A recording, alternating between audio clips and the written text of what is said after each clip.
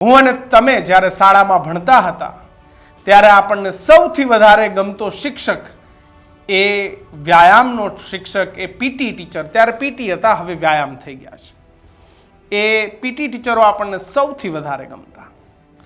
પણ આજે જે સરકાર રમતગમતની આટલી મોટી વાતો કરે છે, જે સરકાર એ એથ્લેટિક માટે ગુજરાતને તૈયાર કરી રહ્યું છે, એ સરકારમાં શરમજનક બાબત એ છે કે જેને દેશ વિદેશના લોકોને અહીંયા એથ્લેટિક રમાડી, ઓલિમ્પિક રમાડવી છે દેશની અંદર. એ ઓલિમ્પિક રમાડી અને દુનિયાને સારું બતાવવું છે કે ગુજરાતની અંદર અમે ઓલિમ્પિક રમાડી શકીએ, પણ એ શરમ વગરની સરકારને કાયમી વ્યાયામના શિક્ષકો નથી લેવા.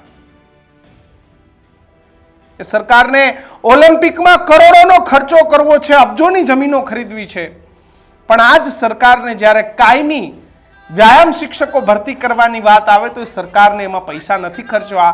અહીંયા ઓલિમ્પિકમાં કરોડો રૂપિયાનું ફંડિંગ એ ગુજરાત સરકાર અને મુખ્યમંત્રી સાહેબ કરવાના છે.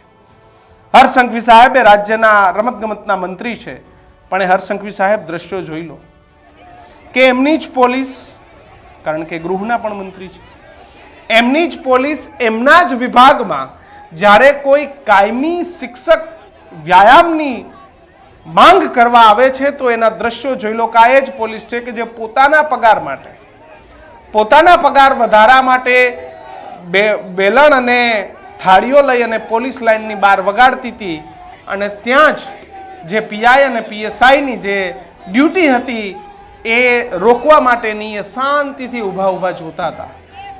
પોલીસ પરિવાર એટલે કે તેમની દીકરીઓ, માતાઓ, બહેનો, ઘરવાળીઓ, પત્ની, આ તમામ લોકોએ પોલીસ લાઇનની બહાર ભવ્ય વિરોધ કરતા હતા કે અમને પગાર વધારો જોઈએ છે. એ પોલીસના ભથ્થામાં નાનો મોટો વધારો થઈ ગયો. ડિસિપ્લિન ફોર્સ છે, આંખ બતાવી અને પરિવારોને શાંત તો કરાવી દીધા, નાનો મોટો પગાર વધારો લઈને પોલીસ ખુશ થઈ ગઈ. પણ એ પોલીસે જ્યારે આજે આ વ્યાયામ શિક્ષકો એ રસ્તાઓ પર ઉતરતા હતા તો એમને ઢસડી એમના કપડાઓ ખેંચ્યા અને એમને પોલીસની વાનમાં મૂક્યા. અસામાજિક તત્વો હતા, લુખ્ખાઓ હતા, કોંગ્રેસ પાર્ટીના હતા, આમ આદમી પાર્ટીના હતા, એ ભાજપના હતા. એ હતા તો નિર્દોષ ગરીબ મધ્યમ વર્ગ પરિવારના કોઈ દીકરો હતો, કોઈ ભાઈ હતો, કોઈ બહેન હતી કે જેને કાયમી નોકરી જોઈએ છે, સરકારનો ગ્રેડ પે લાગુ પડી જાય તો એક સારું જીવન મળે. મિત્રો, આવા જ વિડીયો અને શોર્ટ્સ જોવા માટે આજે જ અમારી ન્યૂઝ રૂમ યુટ્યુબ ચેનલને સબસ્ક્રાઇબ કરો.